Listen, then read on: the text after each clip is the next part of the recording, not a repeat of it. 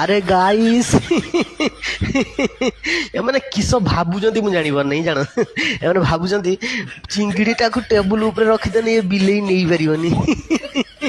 ସେମାନେ ବୋଧେ ଭୁଲି ଯାଉଛନ୍ତି ମୁଁ ହେଲି ଆର୍ମି ଟ୍ରେନିଂ ନେଇଛି। ଲୋକଙ୍କର ଗାଣ୍ଡି ଆଉ ଚିଙ୍ଗିଡି ରଖିଥିବା ହାଣ୍ଡି କେମିତି ଚଢିକି ଅଣାଯାଏ ମତେ ସବୁ ଜଣା, କାହିଁକି 3 ବର୍ଷ ଆର୍ମି ଟ୍ରେନିଂ ନେଇଛି।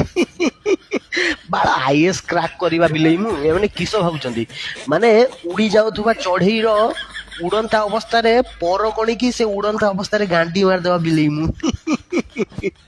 ମୋ ସହିତ ଆସିକି ଲାଗିଲେ ମୁଁ ହେଲି ବିଲେଇ। ପେଣ୍ଟ ଖୋଲିକି ପେଳ କାମୁଡି ଦେବି, କରିଦେବି ସଲେଇ। ମ୍ୟାଉ।